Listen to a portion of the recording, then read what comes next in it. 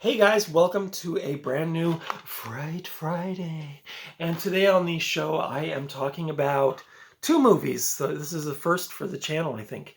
I'm talking about Orphan from 2009, and I'm talking about Orphan First Kill from 2022.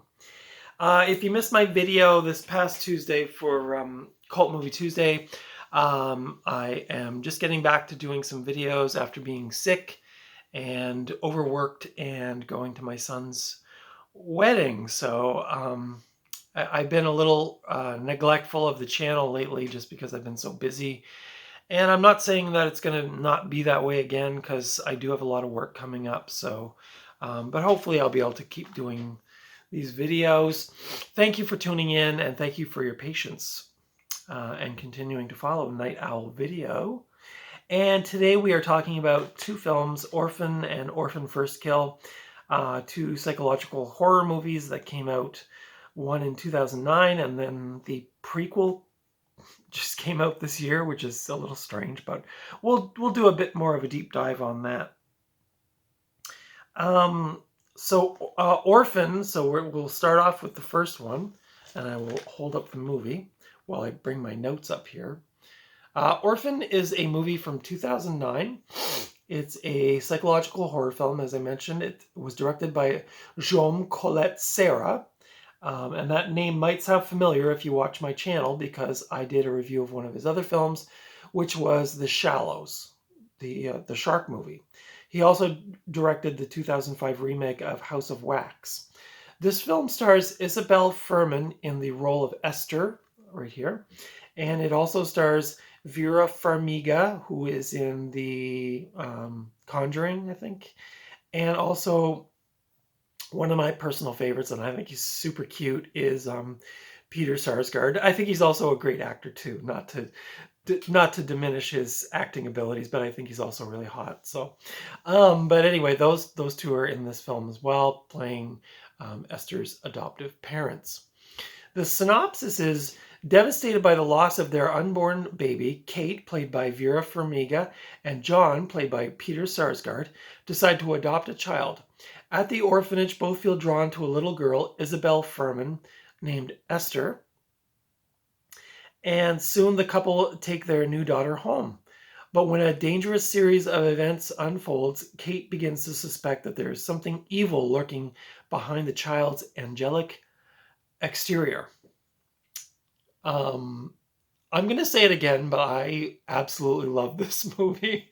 Like, I don't know why, but I just love this movie. I love everything about it.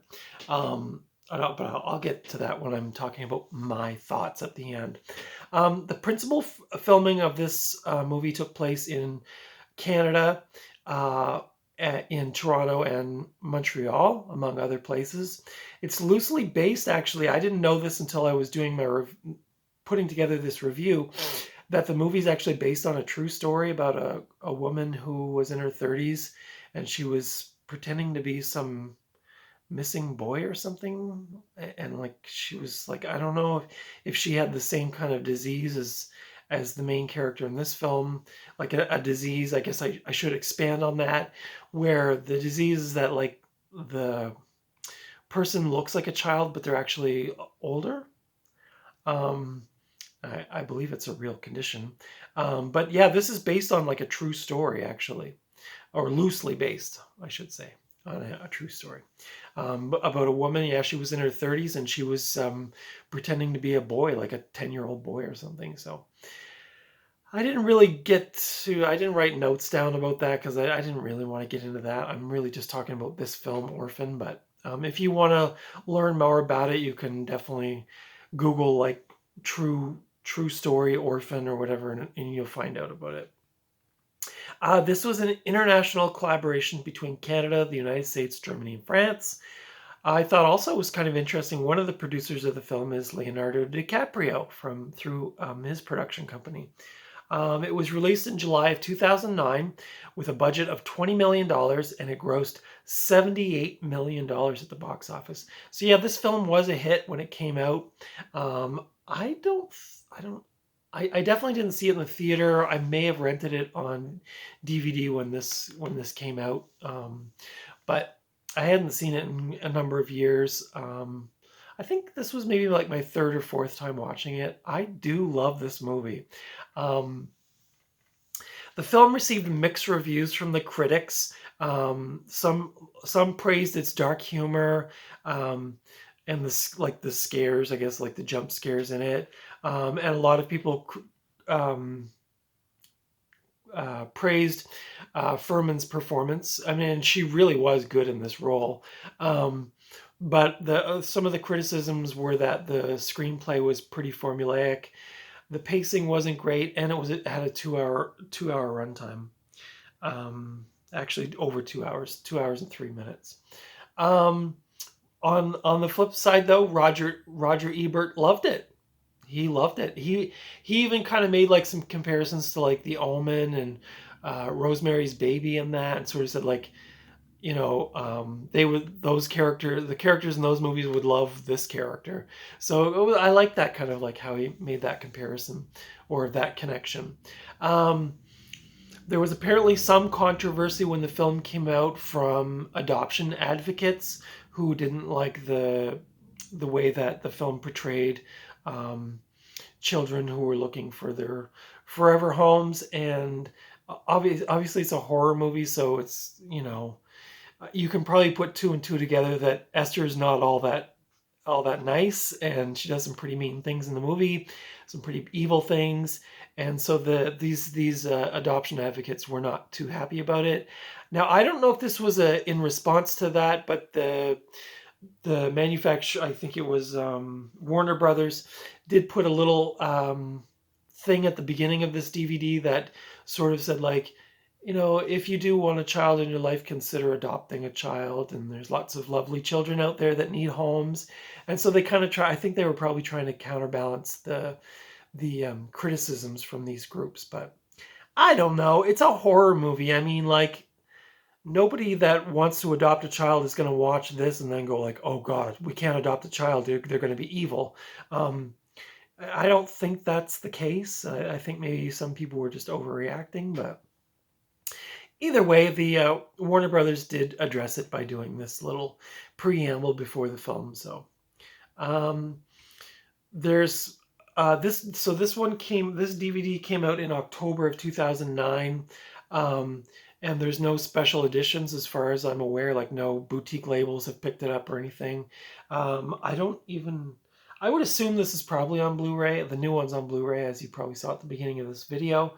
But yeah, this is a very basic edition. It has additional scenes, including a chilling alternate ending, which I do remember watching, but I don't remember what happened because I've been sort of like in a fog, being sick for the last week. So, but I did really like this movie, and it does say right there, there's like a chilling alternate ending.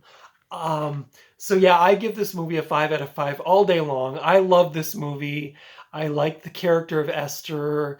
I thought it was played really well. Like again, like Roger Ebert said, if you like The Omen, if you like The Good Son, like Good Son's a good comparison. The Evil Child.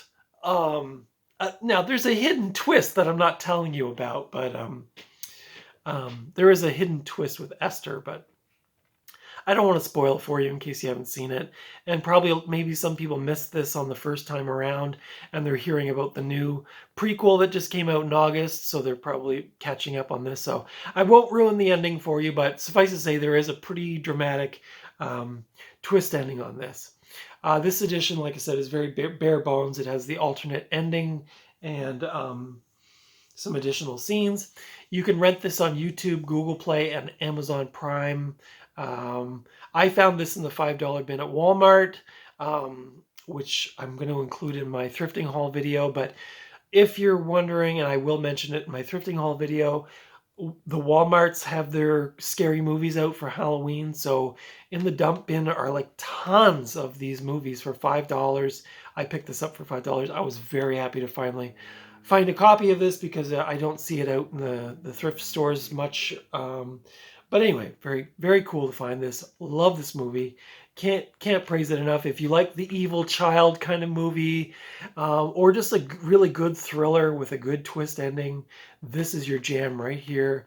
Again, Isabel Fuhrman is incredible in this role.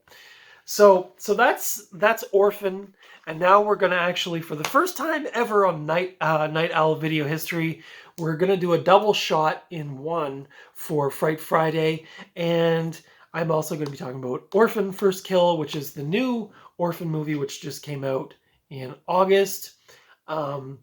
This is again a psychological horror thriller. It came out in August of this year. It's directed by William Brent Bell, who also did The Devil Inside and part 1 and 2 of The Boy, which I have not seen. I think I started to watch The Boy part 1 and I didn't like it, but maybe I'll have to revisit them. This acts as a prequel to Orphan, even though Orphan came out in 2009 and Isabel Fuhrman is now much older, but we'll get to that in a minute. So Isabel Fuhrman reprises her role. It also has Julia Stiles in it, and they're both listed on the back right here at the top. Julia Stiles from Silver Linings Playbook and The Bourne Ultimatum, and Isabel Fuhrman from, oddly enough, they list The Hunger Game and then Orphan. I would think it would be the other way around, but anyway. So the synopsis for this film is, after escaping from a psychiatric facility in Estonia, Esther travels to America by impersonating the missing daughter of a wealthy family. Yet, an unexpected twist arises that pits her against a mother who will protect her family at any cost. And this kind of definitely gave me more vibes of like The Good Son, the film with Macaulay Culkin and, the guy from the Lord of the Rings. I forgot his name.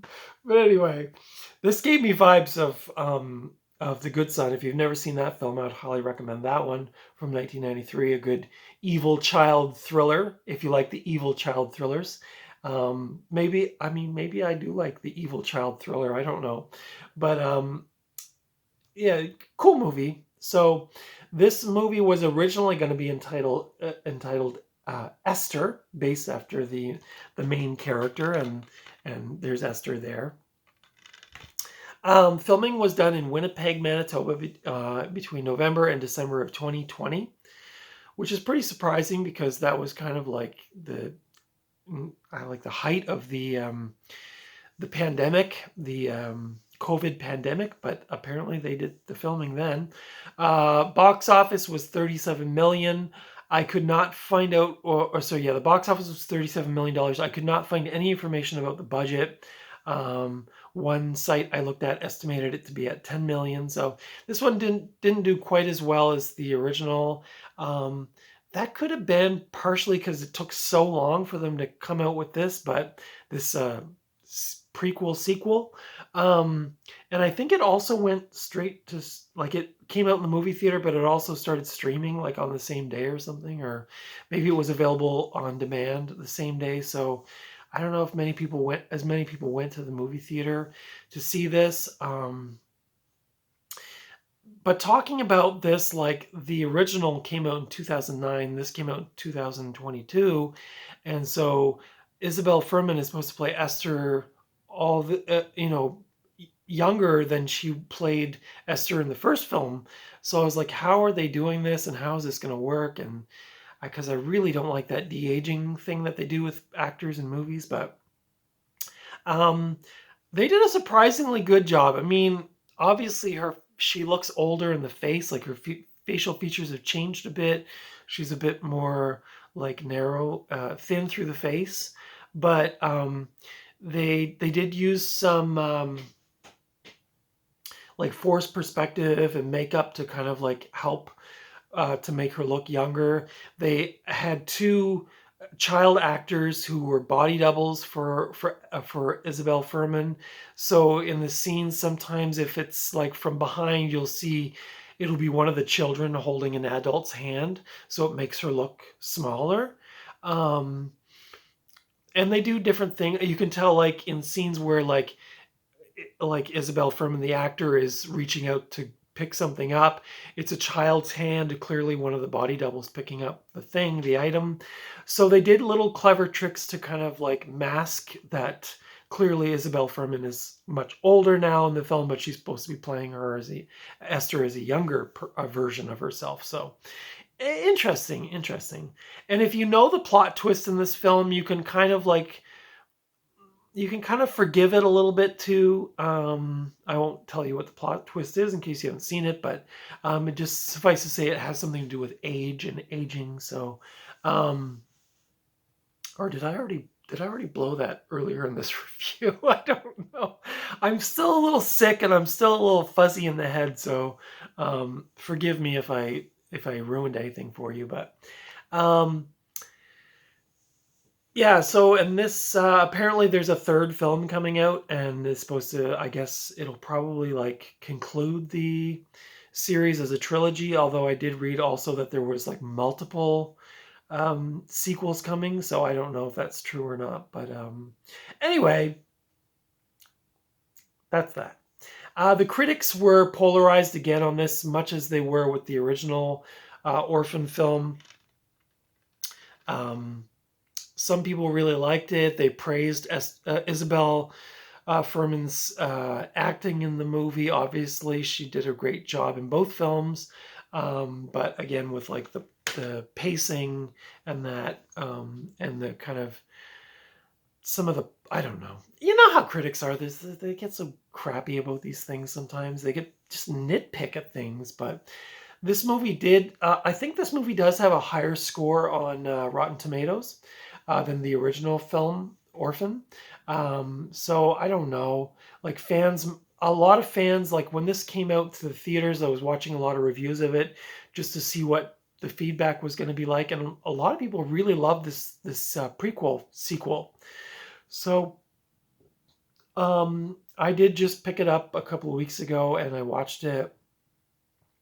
I can't say I liked it as much as the original. I thought the original had a bit more spark to it, a bit more originality. But it was kind of cool to see Esther's beginnings and that kind of thing. So if you like the first one, you're probably going to like this one pretty good. It's got some good horror sequences in it. It's pretty thrilling. And again, it's like Julia Stiles is really like trying to protect her family in this one. So you get that kind of urgency from her character.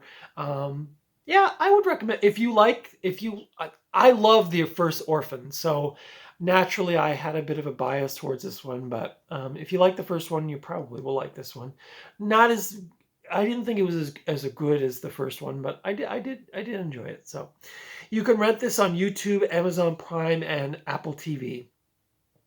And it is available on Blu-ray at your favorite local DVD/Blu-ray retailer. I picked this up at the Walmart. I think it was pretty cheap. It was like between $17 and $19 plus tax. It was reasonably priced. The only downside to this is there are absolutely no special features at all. There's nothing on here. It's just the movie. So I thought that was a bit lame. I don't know if they're probably going to wait and put out a 4K with all kinds of special features on it. I don't do 4K, so I guess I just miss out. But I like the movie. I got to watch it. That was cool. I guess I didn't show the inside of the other movie. It's just got the Orphan logo. And this one, Orphan First Kill, it has just the same image as what's on the cover of the movie. If you look closely, it's Esther from the back, and you can see she's got some blood on her shoulder. This one was pretty good. It was pretty thrilling. I enjoyed it. So those are my thoughts on the two Orphan films, Orphan and I should go like this. Orphan and Orphan First Kill. Again, you can find this on DVD in your local Walmarts in the $5 bin for Halloween. And this one, again, I also got at Walmart for like $17, $18, or $19. I can't remember exactly. Orphan Part 1 is 123 minutes. It is rated 18 here in Canada. This is a Region 1 DVD. And Orphan First Kill is rated 14 for violence in Canada. This is a, it doesn't say, I guess this would be region 1 as well. And this one clocks in at a cool 98 minutes. So, you know, not too shabby. It has English and French sound, as well as 5.1 Dolby True HD. This is rated 13 in Quebec. So if you're watching from Quebec and you're 13 and over, you can watch this. But if you got to be 14 in the rest of Canada to watch it. So anyway, I hope you enjoyed my review of Orphan and Orphan First Kill. Comment down below if you've seen these films, what you thought of them. Give me the thumbs up if you like this video. Consider subscribing to my channel if you like movie reviews and movie related things such as movie thrifting. I haven't been doing as much thrifting lately just because I've been working a lot and I've been out and haven't really found much. So all that said though, I do have a thrifting haul video coming tomorrow, which has probably like the last month's worth of thrifting DVDs, and I think there's maybe one. Yeah, there's one VHS. So tune in tomorrow, Saturday. What date will that be? Tune in tomorrow, Saturday, October the 15th, for my thrifting haul DVD video. So anyway, thanks again for watching. Go watch Orphan because it's really cool and it's Halloween, so you know you want to watch something scary, some thriller, something thrilling. So make sure you check that out. I guess I'm not really doing much for Halloween. I do my Fright Fridays every Friday, so I'm always talking about horror movies. But hats off to all the YouTubers who are doing a horror movie, like 31 Days of Horror and all that stuff. That's really awesome. I love that stuff. I love watching the videos. So again, tune in tomorrow for my thrifting haul video, and then tune in again on Tuesday, and I think I'm going to be talking about 1982's Beastmaster for the Cult Movie Tuesdays. But don't quote me on that. We'll just see how things go, okay? Anyway, thanks again for watching. Take care of yourself, and until next time, I will see you at the video store or at the thrift store or, you know, just out and about somewhere. Until then, take care of yourself. Bye.